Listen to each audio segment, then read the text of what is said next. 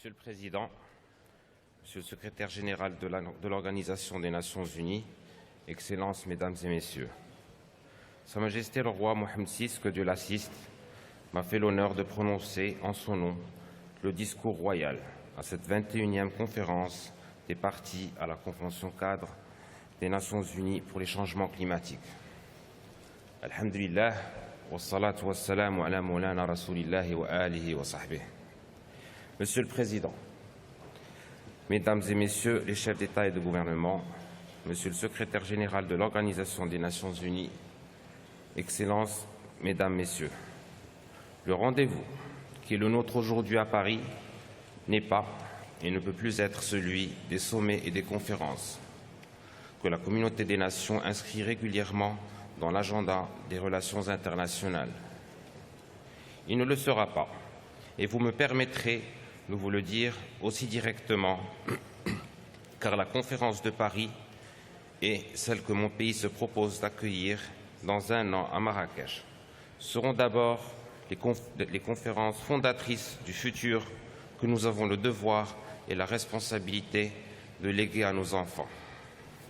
Nos enfants que nous ne voulons pas voir privés de forêts, des océans, des rivages, de toutes ces ressources naturelles emblématiques du patrimoine le plus précieux de notre humanité. Un patrimoine aujourd'hui mis en équation parce que la communauté internationale n'aura pas su ou voulu se mobiliser à temps pour se donner les moyens de mieux maîtriser son propre destin. La prise de conscience collective qui est la nôtre désormais, celle des effets dévastateurs pour la planète du réchauffement climatique, celle de l'urgence de mettre en cohérence les mots et les actes. Excellences, Mesdames et Messieurs, l'enjeu de nos discussions n'est ni idéologique, ni diplomatique, ni même économique, au sens conventionnel de nos débats et de nos rencontres antérieures.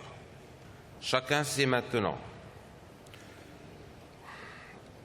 que la menace est planétaire et qu'aucune nation, aucune région, aucun continent échappera aux conséquences du dérèglement climatique.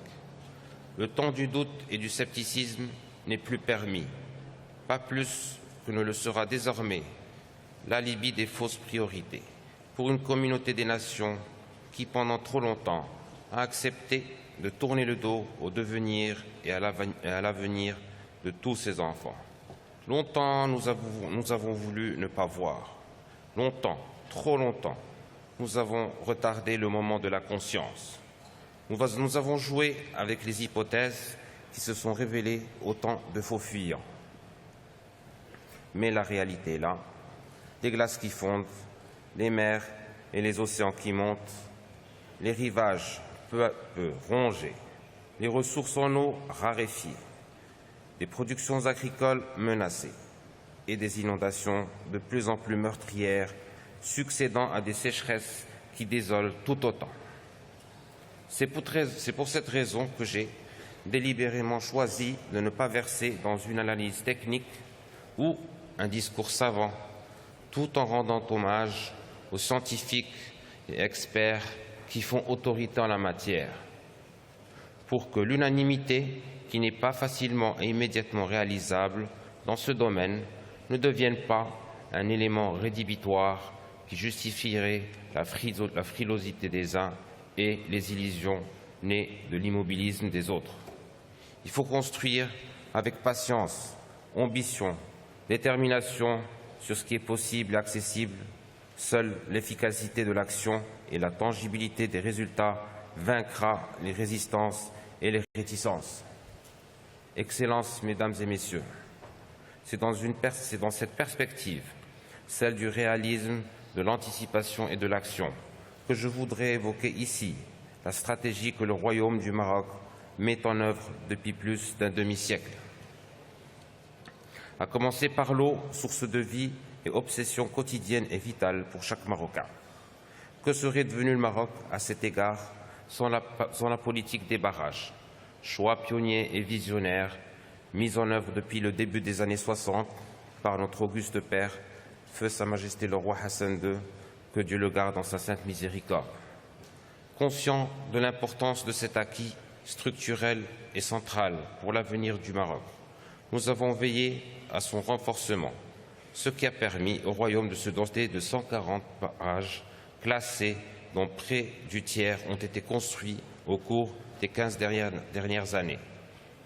Grâce à cette politique que le Maroc fait face aux effets de la sécheresse, alors que dans certains pays développés, un simple retard saisonnier dans les pluies suscite une alerte qualifiée de sécheresse exceptionnelle et aiguë. L'engagement du Royaume s'est également traduit par le développement des bassins versants qui permettent de canaliser l'eau sans détruire ni déstabiliser les écosystèmes. Le Maroc a en outre mis en place et défendu, non sans difficulté, lors des négociations avec ses partenaires, une politique de pêche responsable pour protéger ses ressources halieutiques. Excellences, Mesdames, Messieurs, depuis la prise de conscience de l'urgence climatique à Rio en 1992, le Royaume a résolument inscrit sa politique volontariste en matière de développement durable et de protection de l'environnement dans l'effort global de la communauté internationale à travers une série de réformes constitutionnelles, législatives, institutionnelles et réglementaires. La Charte de l'environnement, le plan Maroc vert, le plan d'investissement vert, l'interdiction des OGM et la récente loi sur les déchets plastiques sont autant d'expressions de cette mobilisation et de cette cohérence. Plus récemment, enfin, nourri par la même démarche qui privilégie le long terme, le Royaume du Maroc est devenu l'un des acteurs majeurs de la transition énergétique dans le monde et plus particulièrement sur le continent africain. C'est ainsi que l'objectif de 42% qui avait été fixé pour la part des énergies renouvelables dans la réponse à apporter à nos besoins en 2020 a récemment été porté à 52% à l'horizon 2030. Par son caractère ambitieux et substantiel, la contribution prévue déterminée du Maroc à la Convention cadre des Nations unies sur les changements climatiques confirme cette démarche avant-gardiste du Royaume. Fort de cet engagement irréversible, le Maroc se porte candidat à l'organisation à Marrakech en 2016 de la COP22. C'est là le sens de l'appel de Tanger que j'ai lancé conjointement avec son Excellence le Président François Hollande le 20 septembre dernier, confirmant ainsi l'engagement de travailler la main dans la main pour la réussite de ces rendez-vous déterminants pour notre destinée future. Les étapes doivent en effet s'enchaîner et la route sera longue car des habitudes sont à changer, des priorités sont à définir, des technologies sont à inventer, des bilans réguliers doivent être acceptés. Excellences, Mesdames et Messieurs, la crise climatique est l'ultime injustice qui frappe les plus vulnérables. Les effets du changement climatique concernent autant, sinon plus, les pays en développement et surtout les États d'Afrique et d'Amérique latine les moins avancés, ainsi que les petits États insulaires. La sonnerie de l'alarme a été entendue même par les plus sourds. La prise de conscience est générale. Certes, ces pays avancent, mais chacun à son rythme, chacun avec sa stratégie originale. Ils avancent en traçant leur chemin au milieu de contraintes qu'il n'est pas possible d'ignorer, et d'abord la nécessité d'offrir à leur population des niveaux de vie corrects. Est-il équitable de plaider pour la frugalité quand on a déjà tout, mais quand on a peu? Est-ce un crime contre la planète de vouloir plus? Est-il pertinent de qualifier de durable un développement qui laisse dans la pauvreté une majorité d'êtres humains? Est-il légitime que les prescriptions pour la protection du climat soient dictées par ceux qui sont les premiers responsables du réchauffement de l'atmosphère? Le continent africain mérite une attention particulière, un continent qui, partout, s'éveille et se découvre et prend confiance. C'est donc en Afrique, continent de l'avenir, que se jouera l'avenir de notre planète. Dans ce contexte, la promotion des transferts de technologies et la mobilisation des financements en priorité en faveur des pays en développement sont fondamentales. Et prenons garde à ce que ces pays n'aient pas à choisir entre le progrès de leur économie et la protection de l'environnement. Leur engagement dans le combat contre les effets des changements climatiques doit également tenir compte du modèle de développement et des habitudes des individus dans chaque pays. Ainsi, les pays du Nord, le mode de vie et les habitudes de consommation de produits cosmétiques ou alimentaires, par exemple, créent de grandes quantités de déchets non dégradables. Au même titre, dans les pays en développement, la lutte contre les sacs en plastique, par exemple, constitue un véritable défi. Les gens ne pensent pas à détruire ces sacs, mais plutôt à les remplir pour subvenir à leurs besoins. Il s'agit là d'une question d'éducation. C'est pourquoi, dans un cas comme dans l'autre, une réglementation contraignante est nécessaire. De même, la lutte contre les déchets ne doit pas être synonyme de technophobie, d'un rejet du progrès ou d'un retour vers l'âge de pierre.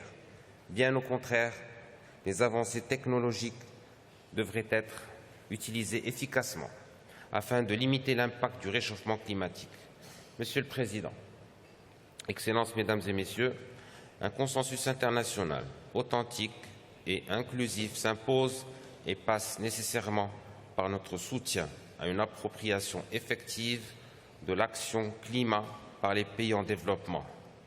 La conférence de Paris nous offre l'opportunité de consolider un instrument juridique global, opérationnel, équilibré et universel qui permettra de limiter le réchauffement climatique en deçà de 2 degrés Celsius et de tendre vers une économie décarbonée. Je voudrais conclure en souhaitant le plus grand succès à cette conférence et en remerciant le président François Hollande et la France pour leur engagement et leur mobilisation pour faire de la COP21 le rendez-vous réussi de l'histoire et de l'espoir. Le maintien et le succès de cette conférence constituent le plus grand hommage que l'on pourrait rendre aux Françaises et aux Français meurtris par le terrorisme abject.